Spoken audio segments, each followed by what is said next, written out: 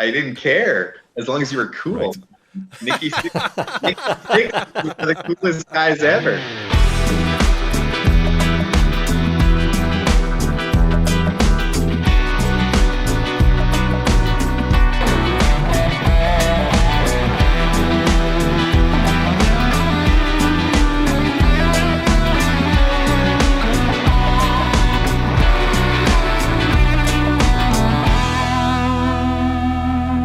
Welcome to another episode of Holy Fuck, It's a Music Podcast. Today we are talking to Nathan Saggs, who played in the popular band Slab Drab back in his early days before hooking up with Crystalline and Firing at the Sky, more recently, as well as other projects that we'll no doubt get into. So thanks, Nathan, for sitting in and talking with us about music tonight. Hey, no problem. I'm happy for the invite. Happy to be here. Cool. So Slab Drab, I definitely remember you guys from back in the day. So you guys did a couple albums, Soda Pop, Superstar, and Big Money Ball. So tell me a bit about that. Who was writing the songs, or were you guys write collectively all together, or how did it all come to be? Yeah, we pretty much wrote everything collectively. I think Mike Barrett was the main songwriter. I'd probably say I was kind of secondary, but for the most part, we were the I don't know, John Bon Jovi, Richie Sambora kind of duo thing. We actually had an album previous to that. We had an album called Evolute, which came out in 1994. And we actually, there was a radio station at the time called Sun, I think it was Sun 102, which became Rock 102. But we had some good radio airplay on that station with a single off the first album. And yeah, we had a couple of albums. I was very fortunate to play in that band because we ended up I guess opening for tons of amazing artists, like, you know, April Wine. Our first kind of arena experience was with Nazareth. We opened for Age of Electric and Rhymes with Orange, which was at Sass Place at the time. And, you know, Honeymoon Suite, Harlequin, Streetheart, Trooper multiple times. It was a great experience. Wow. Took us from, I'll say, Alberta to Quebec City. Nice. Those were the parameters we played across the country. Nice. Where'd you guys record those albums? Just in Saskatoon? Yeah. So the first album, Evolute, was recorded at Audio Art, and it was done just in the one session. Right. We were young. It was our first experience into a studio. We hopped in there. We did a midnight session, which was midnight till I think 6 a.m. So you had 6 hours in the middle of the night to record an entire album, and it was fun. And then editing was all splicing and cutting tape and trying to put it together. And you dealt with the mess ups, right? It's completely different recording now where, hey, kick drum's in the wrong spot. Well, we can just move it digitally. Yeah. Oh, for sure. The second album, we actually went out to Brown Sound Studios, which was where Widemouth Mason recorded The Nazarene. And we were like big Widemouth Mason fans. The Nazarene sounded awesome. So we scheduled in and we went out to Brown Sound in Alberta and dealt with Carson Cole, who recorded the album. And we spent a week there kind of living in this old beat up chicken coop. I remember sleeping in a sleeping bag and mice coming around and it was insane. You'd shake your sleeping bags out every night before you got into them to make sure there was no mice in them. But it was a great experience. It really bonded us, I think. And that album got a lot of really good praise, actually. Soundscape magazine at the time, I guess, ranked it as the #1 Saskatchewan release for 1999, which was really cool. Cool. Sweet. Yeah. Yeah. And so was that so on the first album then, Nate? Is that what Las Vegas Showgirl? Was that on that album? Okay. Yeah. Because that ended up on that Made in Saskatchewan compilation thing, right? Absolutely. Yeah. And that was kind of the driving single off of that album. The third album, which I think was our best album, was called Big Money Ball. That was recorded with the late Neil Meckelberg. And for anyone in the Saskatchewan music scene, they would know Neil Meckelberg from Line Up in Paris. He was the front man, a super amazing artist, musician, and he really, I think, brought the best out of us, because recording with him just in his garage, we did that whole album, and that to this day is still an album I'm super proud of. Every song on that album. I Great. have it here. There it is. Yeah. There you go. See, I looked so much younger back then as a cartoon. Hey, what was? It's a really cool album. What Really was cool, actually, on that album. what was working with Carson like? Because we had my buddy Ross Nikiforik on a couple of episodes ago, and he played with Carson on the road for, I don't know, about a year or so. So I've heard all kinds of stories. So what was working with Carson like? Was he cool or? You know, Carson was an interesting guy. Some days he was really present, some days he was absent. There was a producer that he was working with too that was there, Mo, and I can't remember her last name. We just called her Smoke and Mo. And it wasn't because she was good looking. It was just and yeah, I don't know. Carson, he's an interesting character, man. He had a lot of stories. I think that album probably could have came out a little better. It was a good album. It was fun, but hindsight, you look back on it, and you know, after working with Neil, I think it was a completely different experience, where Neil was really wanted to bring everything to be a perfection, and he wanted the songs to be right and everything. Whereas Carson, I think he just wanted to get paid to get Right. Yeah. Get you out the door. Oh, so and when you did the first album, you said you did it at Audio Art. Was that with Glenn working those midnight shifts? I can't imagine. No, Craig Jarvis. Oh, it was Jarvis. Oh, no way. Okay, cool. Yeah, it was Jarvis. Yeah, Cool. Jarvis is a fun guy. I think at the time, you got to remember, this was 1994. Jarvis probably didn't have all the skill that he has today. So he was a great live engineer, and he makes a live room sound amazing. I think some of the sounds when it comes to the drums and things like that on the first album probably lack a little bit. Yeah. Craig has mixed my band several times too. Yeah, super nice guy.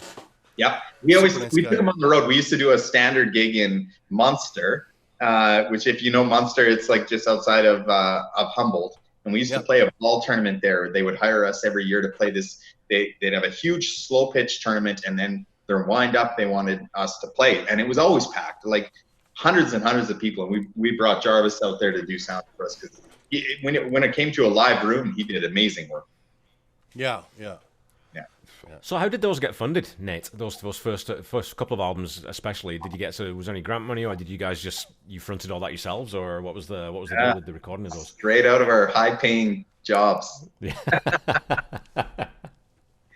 Yeah. All of our efforts have been funded by us.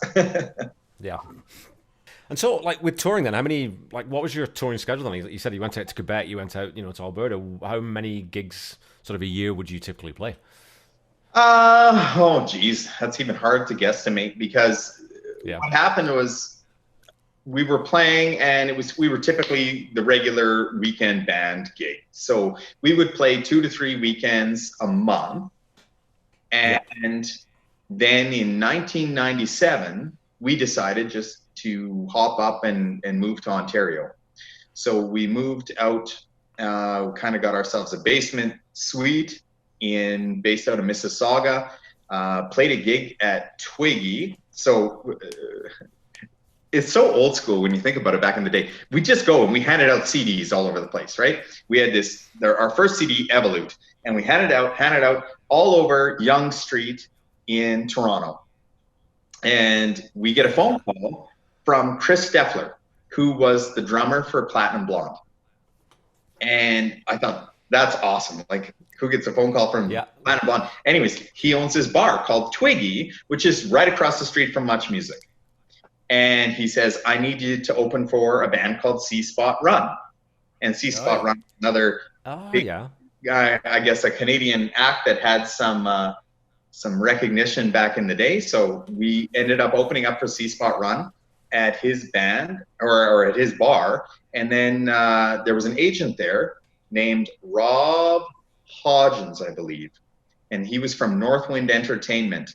And he ended up seeing us, and he booked us all over Ontario. We played all over Ontario and into Quebec and stuff, and it was really good. We ended up within 2 weeks of moving there, not having to have jobs. We just lived off of gigging. So it was a really great experience. But after a year of doing that, I think some of us got homesick. Some of us maybe didn't get along with other people in the band. I'll just say that me and the bass player, who were best friends when we went to Ontario, didn't end up being best friends when we came home. Oh, no way. Yeah. It's hard living with someone. Living in someone's pocket like that is difficult. Yeah, we're connected now. We're okay now. Yeah. So was that something like? Did you guys was the dream to sort of get signed, tour big, like, you know, go and play stadiums, or was it more? Because I know that Slab Drab had that reputation as a bit of a party band, and you guys were, you know, would drink on stage or whatever, you know, sometimes. But was it just was it a hobbyist thing that you managed to get paid and you could live doing it, or did you have like those dreams of, yeah, we could go someplace, we could get us signed, we could go make all these records in LA and do all that kind of stuff? What was the dream? The dream, since I listened to the first Kiss record that my uncle gave me when I was in grade 6, was to be band. Like, that's all I wanted to do. I grew up in the 80s, so 80s, I think they glorified. There was nothing cooler than rock stars.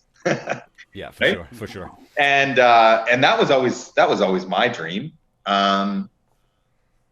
I think if Slab Drab would have had more ambition and were more dedicated, we could have definitely went further than we did. Yeah.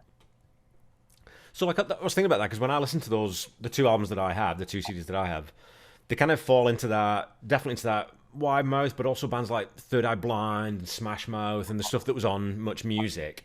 Yeah. What was the kind of scene for that type of music in Saskatoon or in the prairies back then? Is that why you moved out to Ontario? Is because it was just a bit too? Was it still like really metal here or country, or what was the scene here? I don't think so, man. Honestly, Saskatoon had such a vibrant music scene, I think, back in the day, and there was a lot of different genres, but everything was accepted. Prior to Slab Drab, I played drums. I don't even know you knew that. But I played drums in kind of a grunge, punk, alternative band called the Bone Poets. And even still to this day, I love listening to those old tracks because it was awesome. It was pure, it was raw, and they had great songs. But Slab Drab, to me, had more of a polished sound. When I first saw them, I knew they were a band prior to me. I was the second guitar player. There was a gentleman by the name of Jeff Woodley who was the original guitar player, and then he ended up leaving the band, and I was one of those like, just tag along and I'll be your friend until you let me in the band. So that's how it happened. And okay. But I always thought these guys have great songs. Like, even before I joined, I just thought they had a presence and great writing songs. There was a ton of great bands around at the time. I mean, obviously the big ones, right? You got bands like Jordan Cook and which Jordan at the time was doing different things. Funny story with Jordan is I used to when I first started playing music, I played with my buddy in high school. We played in his garage. His name was Scott Pilling. He ended up playing for bands. I don't know if you know the band Bent. Was a great Saskatoon band. Yeah. Lots of Saskatoon people would know Bent. And then he plays for the Ultimate Power Duo, as well as the Mordrakes. And Scott was one of my best friends. He was kind of the guy who got me into music. And we ended up just writing a whole bunch of material, recording it on a 4-track in his house over time and stuff. But we would practice in his garage. And little Jordan Cook would walk home from school and he'd bang on the garage door. And we'd open up the garage door and he'd sit there and watch us rehearse while we're playing like we're in grade. Oh, man. He's a young kid, and it was this interesting experience to see where he's gone. But there was great artists, tons of. Have you ever watched? You knew about Soma, or do you know about Soma, Saskatchewan Original Music Association? So there used to be an organization, and they would put on. They'd rent downtown stages, and they'd put on full weekend festivals, 3-day festivals of only Saskatchewan talent, all original music. And there's actually a biography on YouTube that you can watch, which is, it kind of goes through the entire thing. It's cool. It was a neat. Yeah, I should watch that for sure. Yeah, I think the Educated Guess was on that, and Yeah. trying to think of some of those other bands back in the day. But yeah, that was actually pretty cool when you think about it in retrospect. Hey, that there was a little organization promoting just original music in Saskatchewan. Absolutely, man. Honestly, I thought it was so great. Like, we had the privilege of playing that stage multiple times. You know, and the last time we played it as a, I think we were the semi-headliner. So we were right before the last band or whatever. And it was right before we took off to Ontario. But even Much Music played a clip of our band playing at the Saskatchewan Original Music Association downtown, on 2nd Avenue, which was so cool.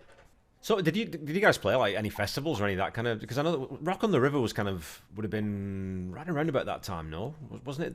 Yeah. Those kinds of bands, I seem to recall. I don't know. We never did. We played Craven a couple of years in a row. Okay.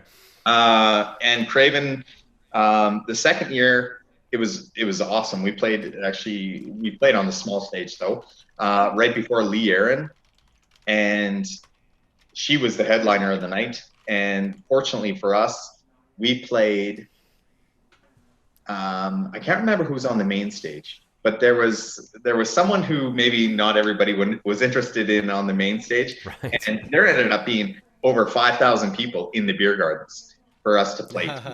And wow. It was awesome. It was probably one of the highlights, definitely, when you're playing to crowds of that size, you know.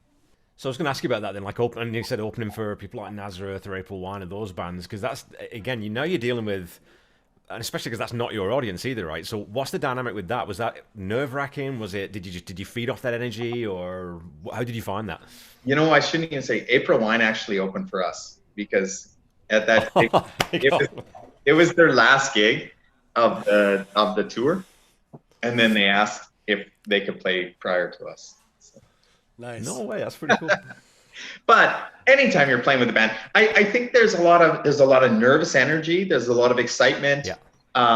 You know, I just think back, Nazareth, 1996. We got thrown on this Nazareth gig, I guess I'll say. It was 2 arena dates, and we were young, we were stupid. We thought we were like on top of the world for some reason. I don't know. We had, yes. Anyways, we busted into Nazareth's dressing room, and they weren't on stage. They must have been on stage. Yeah, they were on stage. We busted in their dressing room, and they had huge spread of like meats and cheeses and drinks. And so we're stuffing our faces and drinking all their drinks, and their manager caught us, and he was this huge guy. He's like 6'3". He's got this big cowboy hat on, I don't know, weird Texas accent. And we thought we were going to get kicked off and beat up. And instead, the band came in. They thought it was hilarious. And they invited us. They ended up inviting us. It was the drummer's birthday that night. And we ended up at a bar that they kept open till 4 or 5 in the morning, partying with this guy because it's his birthday. And wow, it was a great experience. So how old were you back then when you were like in those early days with Slab Drab? How old, like early 20s were you, or were you still a teenager? I did like mid-20s. Mid-20s, yeah. I started with Slab Drab in 94, but we really didn't do a whole lot till, say, that 96. So in 96, I would have been like 22, 23 type thing. Oh, okay. Yeah. Just a young guy here. Breaking into Nazareth's dressing room. I'm glad. I had to get a haircut for this. See, I did. I in this coronavirus, you should have seen my hair was terrible, man. I went out and I got a haircut, and the hairdresser asked if I was 36, and I thanked her for that. So when did you start playing guitar and bass, and when did you actually start playing when you were a kid? I got my first guitar in grade 7. It was a Dean Bel Air. I don't even know. You should search it up if you don't know what that is. And it was like a pearl no, not pearl, like a purple burst. So dark purple on the edges, lighter purple working its way on the inside. Weird shape, kind of like a Fury guitar looked. Yeah. But it was a Dean Belair. And I remember begging my parents because I thought it was the coolest guitar I've ever seen. And I'll play it, I'll do my best. And it had a locking system, and it was like $1,000, I think, this guitar. Yeah. Holy moly. That's a lot of money for a first guitar, right? I don't know. Now I don't want to spend $1,000 on a guitar now. No, so had you seen someone playing one of those and thought, that guy, I want to be like that guy? Or was it you'd seen the guitar itself? I just saw the guitar. I walked into Long and McQuaid. Okay. I was like, I want a guitar. And then I begged my parents, and my parents bought me that guitar. And wow. Yeah, that was it. And then I started learning all of Faster Pussycat's catalog. Faster Pussycat, yeah. I think I even jammed a few of those tunes. So was your family a musical family, like brothers, sisters, mom, dad, or? No one. No. No? Oh, really? No one in my family that I know of really plays anything. I mean, I've got a couple of Mennonite aunts that play the organ. And and my great-grandma, Bertha Saggs, played the harmonica. That's all I know. That's it. That's it. That's awesome. So besides Faster Pussycat, what else were you listening to?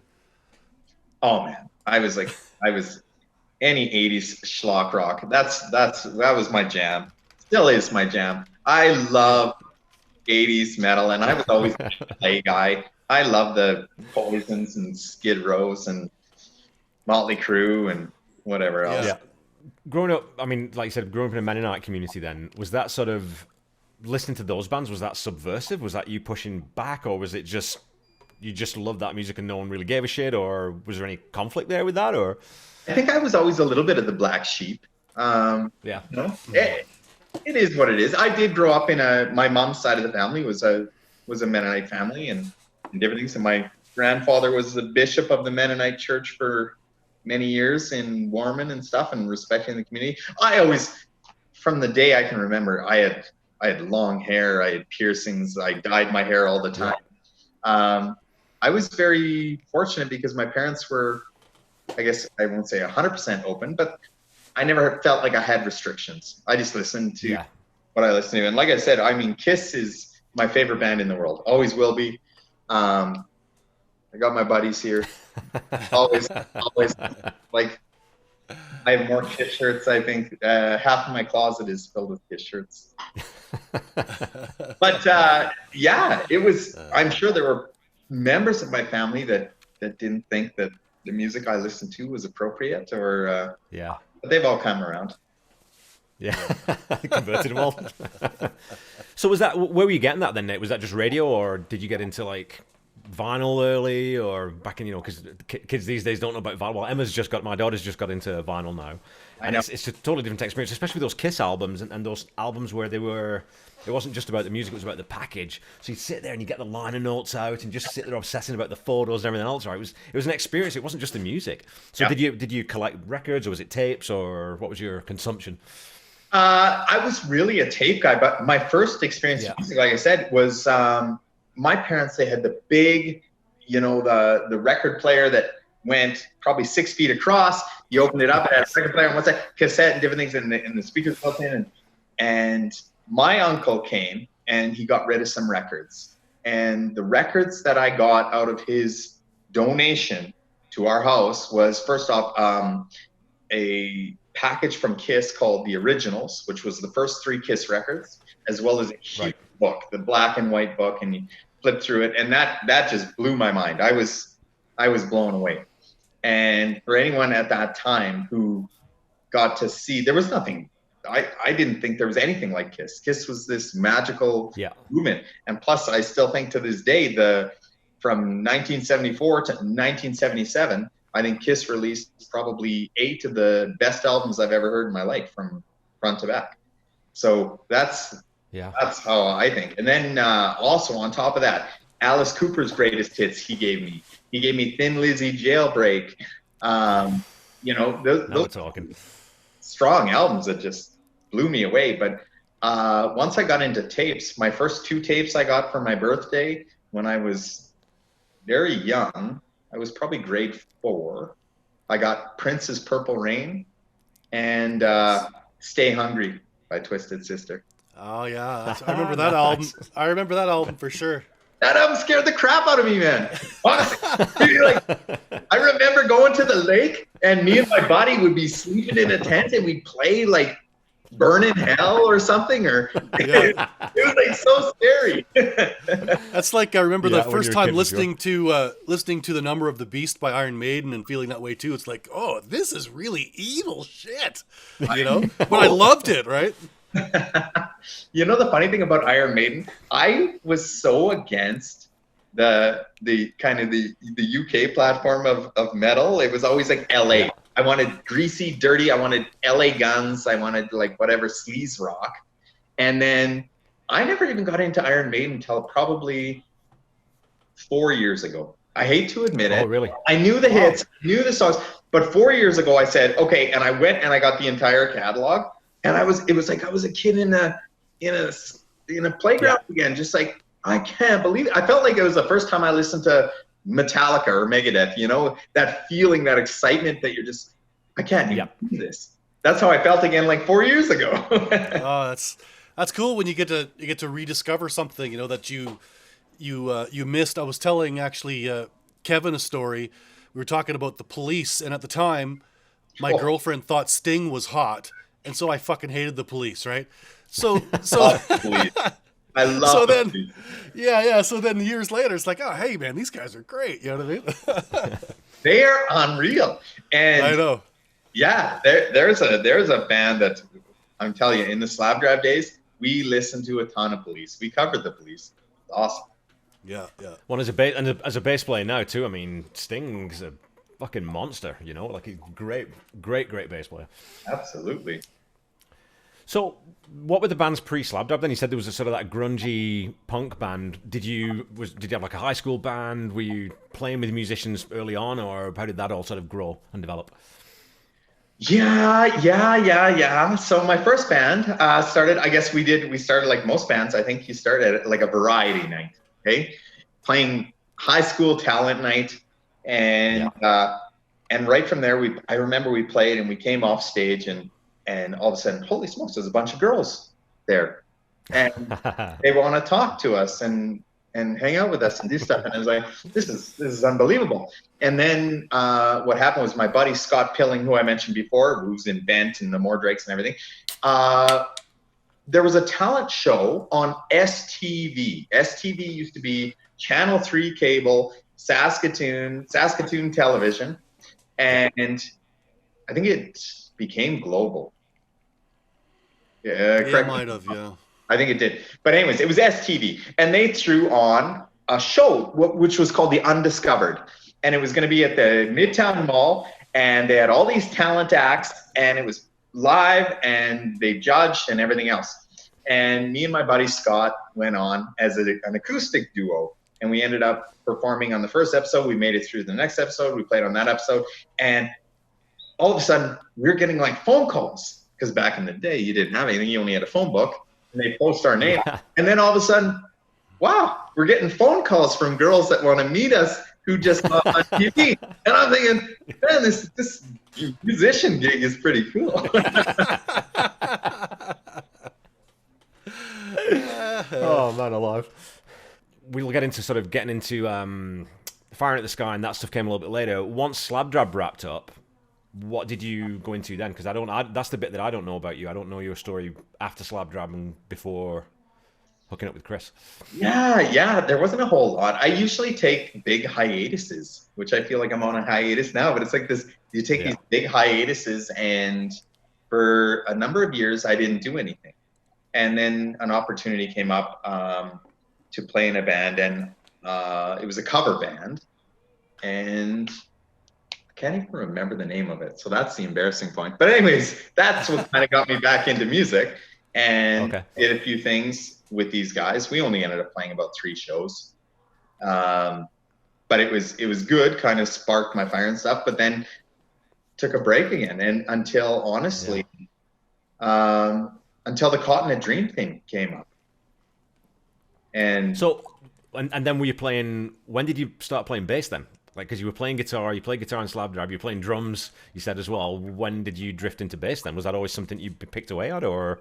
Well, no. Remember that story I told you about coming back from Ontario, where the bass player and me weren't that Okay. connected? So the bass player ended up quitting Slab Drab, and we went down to a three-piece. So for the last almost 2 years of Slab Drab, I played bass. Okay. And so you just had to pick it up and learn it and just figure it out. That was kind of. Oh yeah.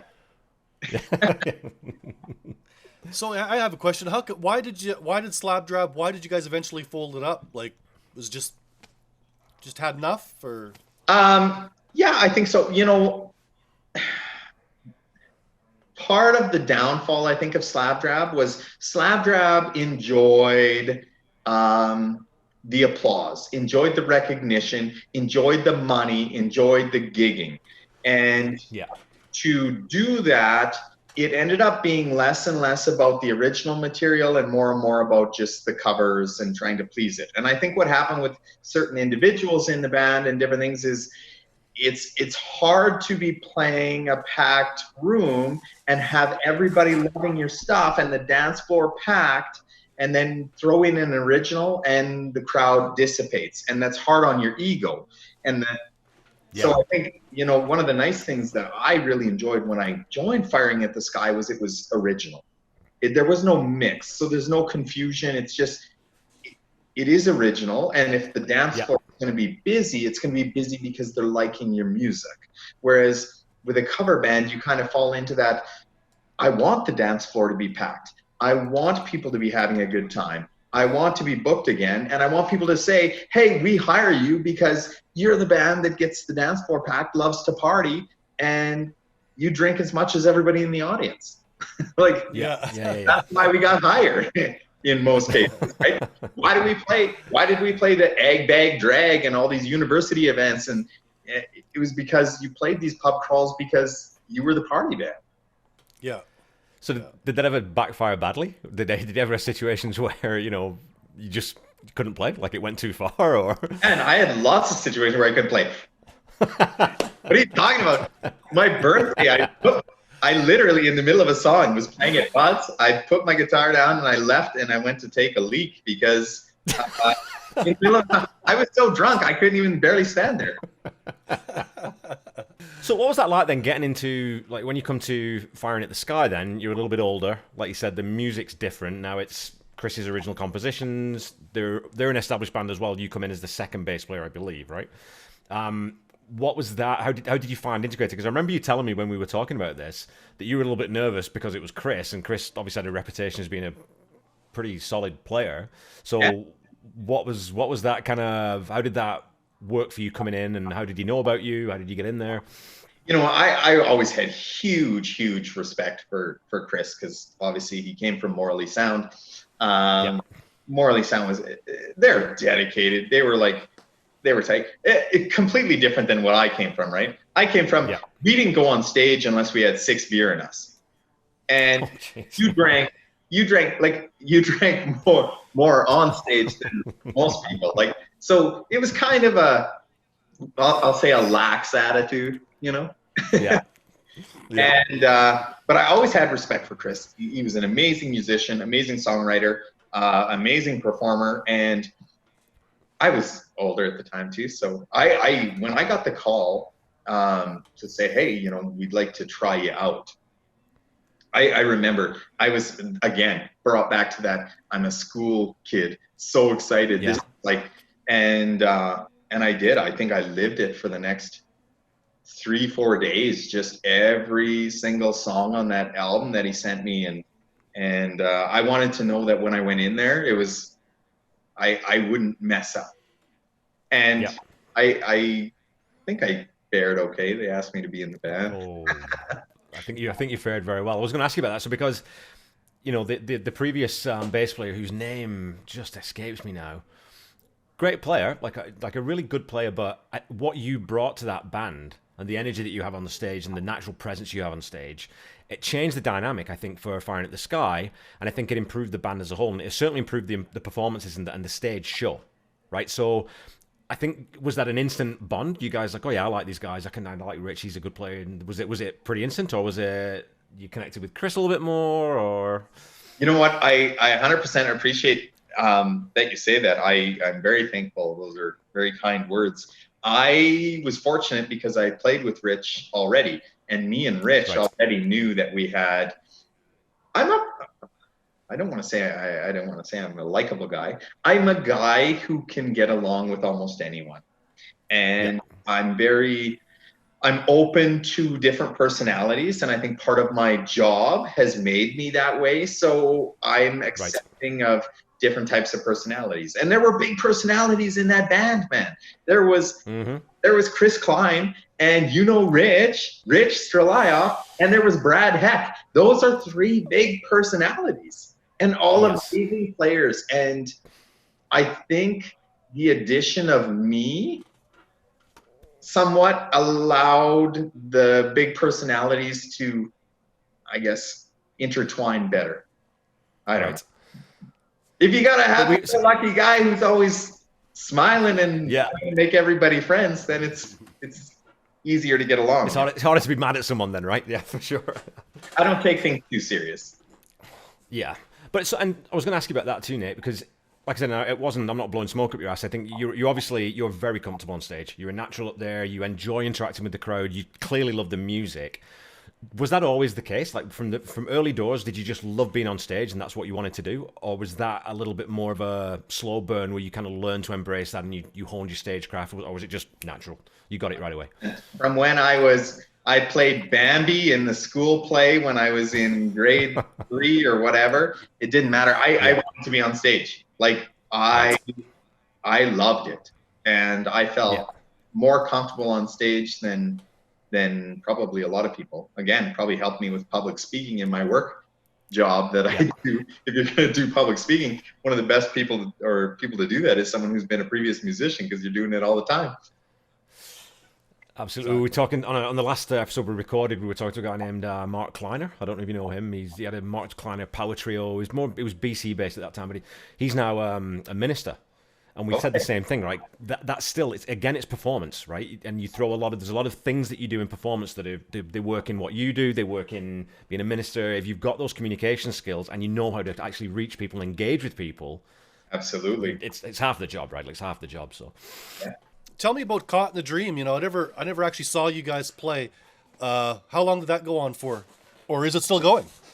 No, Caught in a Dream. I don't know the total amount of time. It was always a gentleman by the name of Cam Zoller. So if anyone from Saskatoon has been to Crackers Restaurant in the last 30 years or whatever, they would know Cam Zoller as the DJ there. He has been the pinnacle of that business. He's an amazing singer and entertainer, and a huge fan of Alice Cooper. So he started this Alice Cooper tribute band called Caught in a Dream.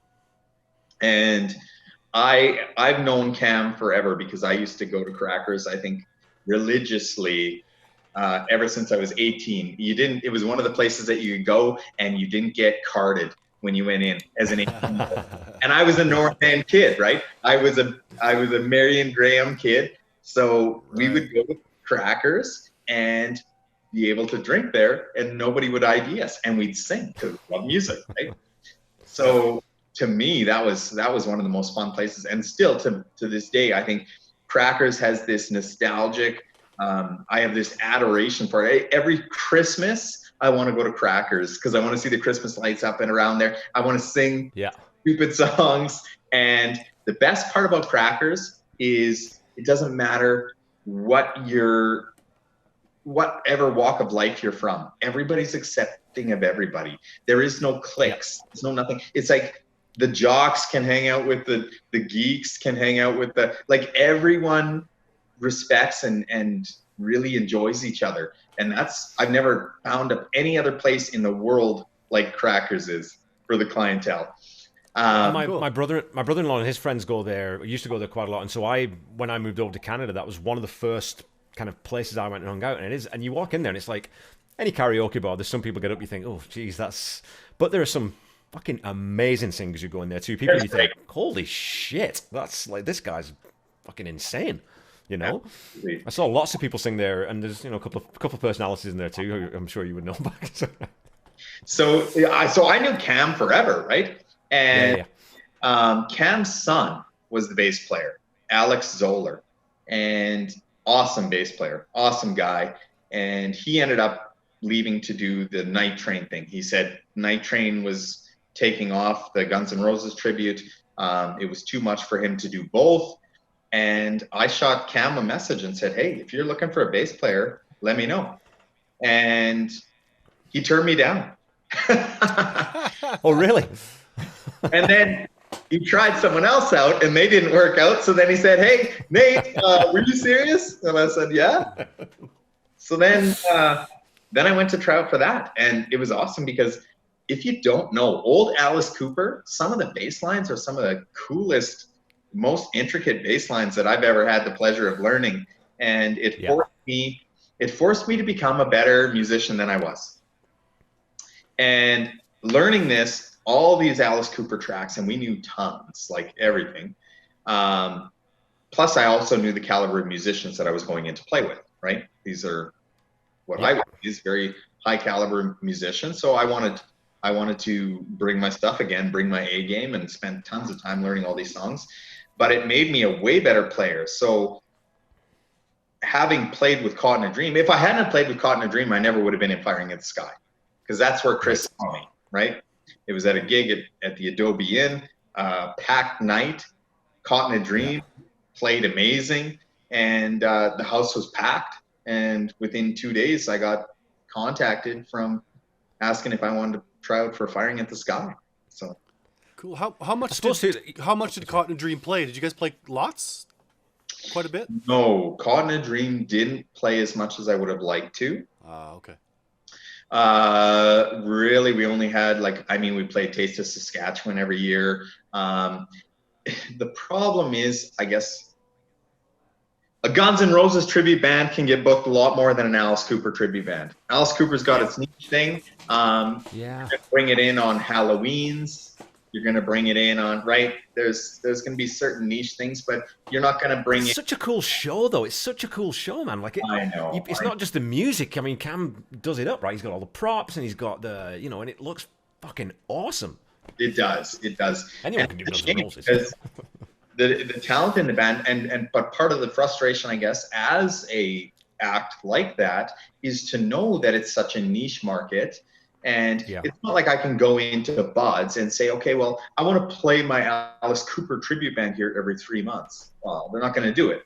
But if I am just a regular cover band with a genre of whatever top 40 material, they can bring me back every three months, and there's no problem. So it is tough, because you're not even twice a year for an establishment. That's a lot to have an Alice Cooper tribute band. That'd be about the maximum that I could see, right? Play twice a year at the Adobe. So your gigs were kind of limited. Yeah, and you get into, like you said, I mean, if it was a touring act then and you're going all across Canada, then you can do it because you're only coming back round to Saskatoon once every 12 months, right? And then everyone's ready for it again. And there's a big reason why bands don't fucking come around to Saskatoon more than once a year or twice or once every 5 years or something, Well, I did want to ask you, though, something interesting there, though, that you kind of touched on, I think, was that having that sort of commitment to the music itself, because it's Alice Cooper and these are iconic songs, as a bass player and having to learn those intricate bass lines, you've got less room to fuck those up because everyone knows them. If it's Firing at the Sky or these other bands where people they're not sort of just steeped into people's consciousness, if you screw up the fucking intro to School's Out, people are going to go, what are these guys doing? You know what I mean?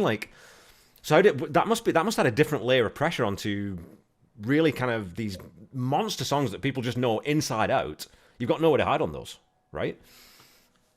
Yeah, but it's dependent on the player, because so much, I think when you're in a band, you're playing as much for the other players and to not let the other players down. I think I was as adamant with any Firing at the Sky tune because I wouldn't have wanted to let Chris down, as they were his babies, And and that's a big thing. The audience is the audience only, I mean, they only recognize me unless it's a big screw up. They don't recognize 70% of the stuff that's happened. I suppose so. I suppose. Unless they're musicians. I bet musicians hear it a lot more, though, right? Yeah, musicians. Because you hear it. Yeah. Yeah. But they're also, their ears are tweaked and keen. I even try to show, like, I think I talked to my fiance, Jen. I'm like, did you hear that? Did you hear they messed up there? No. Yeah. But yeah, they did. I know they did. Yeah. Well, and people, and like you said, I mean, you when you get those songs from Chris, you're just listening to the bass line, and I don't think non-musicians do that, right? They listen to the song, but as a musician, you're listening to that just that 8 bars in the middle where he plays that little run down. It's the coolest thing. All the rest of the song, I don't care about that much, but that 8 bars, it's just heaven. Which I don't think non-musicians don't listen to music that way, right? I only listen to bass. It's so funny. It's so funny.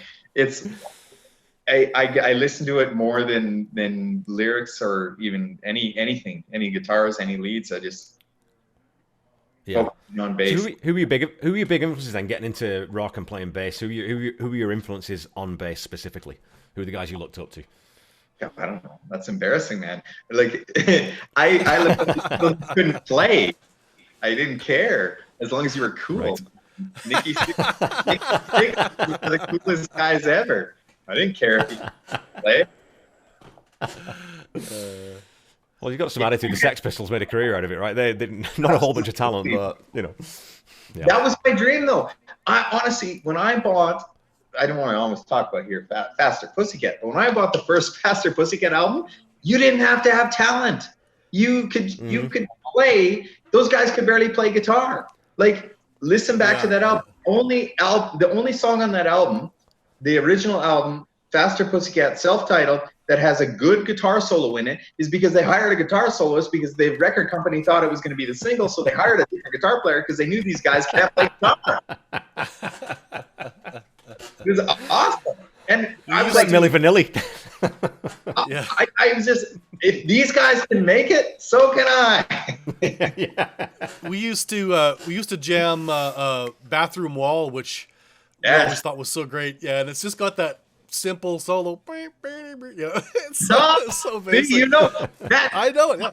It was so good because I bought the Guitar Tab book and every guitar solo I could learn, and it was awesome because it's like. Do you write songs yourself, Nathan? Do you have your own project, or are you working on anything on your own? You know what? I write my fiance some love songs. And that's about it. Nice. I'm always writing riffs, but I've always been kind of the musician who I have a number of songs I've written front to back of my own stuff, but I so much more appreciate and like collaborating with other like-minded people. Like, I'm a riff creator. I like to write riffs. I like to write parts. I like to write things. I don't really like to rely on myself to write the whole piece of music. Yeah. Just feed in if someone else has got a frame or a demo or something. Oh, I can something that sounds cool there. How about this? That kind of stuff. Yeah, absolutely. Yeah. I like my inputs. I don't like the whole thing. Too much pressure. So have you never had that desire to be? You've never wanted to be the front man. You never wanted to be the guy up front singing and just delivering it. Well, no. I was the front man in my first band. Okay. Which I was, and then I got asked to try out for a band called Rude Awakening. I don't know if you remember Rude Awakening. Probably not. They were a pretty decent sized band back in the day. It won a whole bunch of kind of music talent shows and stuff. Anyways, I came in. I didn't know how to sing, right? So all I knew was singing from my own band, and we sang songs that I could kind of sing. And then they gave me a list, and I came into a rehearsal, and they gave me a list of like hair metal bands. I don't have a hair metal. And it was, the rehearsal didn't like it. You can't belt. The audition didn't work. But I think that was an important part with you know, and just to finish up with the Fire at the Sky thing. I know that was a consideration for Chris too, because he likes having that 3-part vocal, right? And so the bass player coming in needed to be able to sing. It was just that simple, right? Yeah. And I guess you like singing harmonies too, though, right? And you enjoy singing harmonies. I do. I love singing. I wish I could do it better than I can right now. It's funny. You get older and your voice gets lower. I was complaining that Just got to sing differently. I used to be able to sing all the Darkness songs, and now I can't. The whole setup's disappearing. I bet Randy doesn't know. Randy probably, I don't know if you saw that on Facebook, but Nate's fiance Jen got him a, what's his name, Justin Hawkins from the Darkness sent Yes. Nate a birthday message, which was pretty fucking cool, actually. Oh no, I didn't see that. I didn't see that. You have That's to go awesome. look. Do you know I'll Justin check it out. Hawkins? Well, is it, You know the he's- Darkness, that's- Randy, right? Yeah, yeah. I really only know Yeah. the one song, the "Believe in a Thing, Go Love," or whatever the fuck that one is. There, yeah. Yeah. That's all I know. Yeah. Man, you need to download their albums. They're the best. They're so Yeah, good. man, what's the Dagwood Smile? That album is fucking unreal. I mean, because they're one of those bands that are really good musicians. Like, they are really solid good musicians, and he's a crazy vocalist, but they don't take anything seriously. No. And certainly not themselves, right? So their lyrics are funny, like, you know, yeah, I think absolutely. I Solid like- Gold. Solid Gold's one of my favorite songs. It's just fucking hilarious. There's a band. We're never going to stop shitting out Solid Gold. That's just a great line. You know, so. Everything. I remember there's certain albums that I have that I can say I'll listen front to back, right? That I look and I say, there's not a bad song on this album. And their first album, Permission to Land, is one of those albums. Every single song. If you're going to download one album, Randy, download that album. You can't take it serious, but the musicianship is amazing. And they're just such a great act. Have you seen them live? No, I haven't. Actually, Mike Barrett was supposed to go see them live in Minneapolis here. I think he had tickets and they canceled because of the pandemic. Oh, okay. That fucking sucks. So right now, then you're all loved up and you're on a hiatus, as you said right now. What do you miss most about being in a band? That's because I know, again, from talking to you about music, and I love talking to you about music, you love music. I remember, actually, when we were rehearsing Chris's song, Solidarity, and we were in my basement, and you stuck around for a little while, and I think we ended up playing Rock Band, and we were drinking beers. And we're sitting in the car, and you looked at me and said, you know what, Kevin? I just love music. I do. I know you do. So you must miss some part of being in a band or performing, you know, are you getting that itch yet? Is it starting to come back, or? You know, obviously, okay, so with Firing at the Sky, we just released a new single, right? Stomper, a new single released, and I'm our biggest fan because something so magical. It's like having a child, but not really. I can't say that because people will give me crap. But there's something about birthing and releasing this material to the masses, and listening to it back and listening to yourself and being maybe proud of not only what you did on the song, but how the others performed. And there's a lot of pride in that moment. And so that to me brings a little bit of an itch back, because then I'm like, wow, this is good. Right. And I've had that song and Chris's other song sent off to a number of kind of bigwig kind of producers and different agents and stuff. And I've had some really kind of positive feedback on it. So that gets you a little fired up as well. And you never know. I mean, who knows what's going to happen in the future? I know that me and Chris are still awesome connections, and I will always support him. Whether I play with him again or not is who knows, but he knows I'm probably always here if he needed me. And, you know, it's good to have friends in the business connections. I think Saskatchewan has so much talent that the world hasn't recognized. And so for anyone doing things to bring it to the forefront, such as this and different aspects, I mean, there's more than just Widemouth Mason, the Northern Pikes, and One Bad Son. There is so much more in this province. Not that those acts are not amazing. They are all truly, like Northern Pikes was one of the things that I loved as a kid, because I grew up in the North End. I lived across the street from Roger Schmidt, who was Don Schmidt's brother. Don Schmidt plays the drums for the Northern Pikes. That's how I got introduced to the Northern Pikes, and it was just, wow, these guys are from Saskatoon, and look, they're on Much Music. This is possible, right? Yeah. I always wanted bands to waved the Saskatchewan flag, and I think Widemouth Mason did an amazing job of it, right? They had huge following at the time, and they had so much opportunity. So, and even with Rainwolf now, like playing around, and Yeah. there's a lot of great musicianship and talent, and I think we got an amazing province. The Sheepdogs too. The last time I went and saw them too, they had a Saskatchewan flag hanging over their keyboard setup. I thought that was kind of cool. So super cool. Absolutely. Tell the world about our little province. I know, hey? Yeah. Well, people who don't do it often enough, right? It's the same, you know, we talked about this with, we talked about it on the Beer Lovers of Saskatchewan Facebook group, of which we are all members, about there's too much humility sometimes in the province. And humility is a good thing. You shouldn't be going out saying, oh, we're the fucking best. But every now and again, you should toot your own horn. There's no point having a friggin' horn if you're not going to toot it every now and again, right? And when we do have these great scenes, craft beer or music or whatever it may be, we should be telling people about it. And I feel passionately about that. It's one of the reasons that Randy and I wanted to do this, is to give some sort of platform to say, hey, look what's fucking going on in our province. It's fantastic. That's right, buddy. It's always about there we go. Drink beer, support local. Honestly, hey, do you work for those guys? You work for them?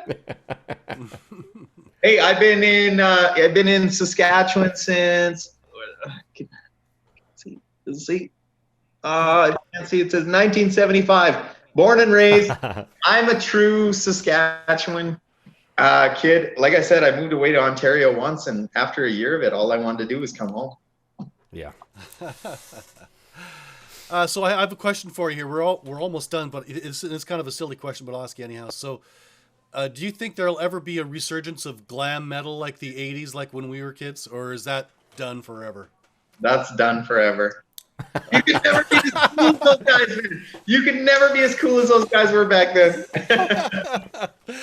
Yeah, no, I'm right with you, man. I had the big poofy hair, and learned lots of Motley Crue songs. I was right on board at that time. So, man, I had so many obscure, like every hair metal album. I had more than most people would know. All these bands that people didn't know, and I just searched out everything. Give me more. I just couldn't have enough. Number one, the perennial question: the Rolling Stones or the Beatles? Beatles, they're killing it, Randy. I mean, I think it must be like 6 Not even Beatles close, right now, I think, right? Beatles. yeah, I got it. Yeah, it's definitely. But I got to admit, I thought you'd have said the Stones. No. Because the Stones are greasy, I wasn't a big Stones guy. I never was. Yeah. The Beatles had so much cool, interesting stuff. I don't know. So, was the Beatles, did they exist early on for you? Like, was that a band that was around when you were a kid, or as well as Kiss and all those other bands, but were they present for you as a kid? Not really. I didn't really get into the Beatles till I would have bought their entire catalog probably in my early 20s. Okay. Yeah. I mean, you know the tunes, right? All the hits and everything, but nobody knows the magic of the Beatles until you buy the catalog and you listen to all the songs that you never were exposed to, because that's where all the magic is. I think. Absolutely, yeah. Yeah. The deep cuts they're always better, right? I mean, that's absolutely. Yeah.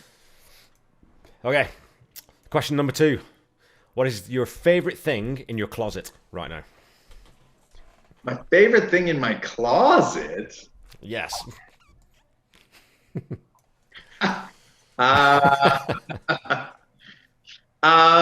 I don't really know. I don't know. That's a tough one. Have you seen my closet? No. Well, I believe it's mainly Kiss shirts and then work clothes is what I'm imagining. So. Yeah, there's a lot of suit ties and a lot of Kiss shirts.